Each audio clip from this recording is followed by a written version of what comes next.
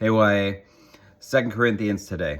So 1 Corinthians was Paul's first letter to the church in Corinth, or this Jesus community in Corinth, but it was largely rejected by those in Corinth at that time. And not fully rejected, but largely. Then Paul makes a visit to the church in Corinth that doesn't go well.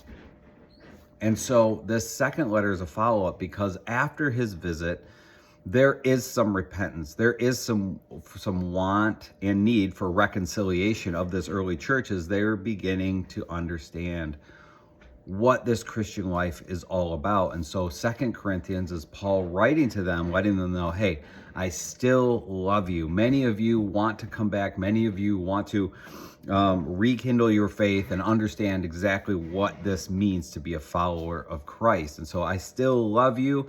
And here's some more teaching that he's going to give us. But we get to see the reasons they rejected Paul and ultimately Jesus in the teachings of Jesus through Paul. We get to see this because in verses 1-7, we get to see why they rejected him, because he was a poor guy. He was a tent maker. He didn't have a lot of money.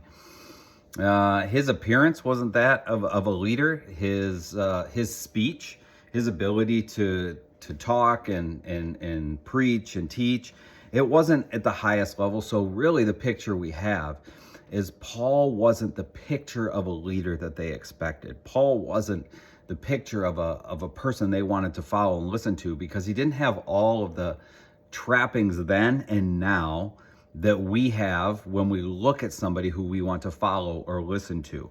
And so Paul didn't have those things, and they rejected him.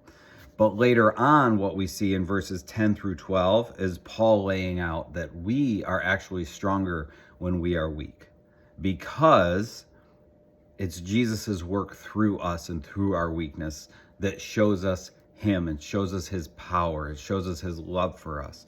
So look for those themes as you read through today. And then Monday night, we're going to be talking through something similar in the message or in the teaching, which is just expounding on this idea of who exactly do I need to be, or who is God calling me to be, and all my insecurities, my weaknesses, all those things, and seeing examples through Paul's life and other lives of Jesus using people when they're weak and not necessarily when they're strong. So while we effort in our lives to always improve and always be stronger and always be better and always polish the exterior of our lives, of our gifts and of our skills, it's actually in our weakness that Jesus is the strongest in our lives, that he shows his glory the most, that he is most effective. So think about that as you read through this first part of 2 Corinthians, and we'll be back tomorrow.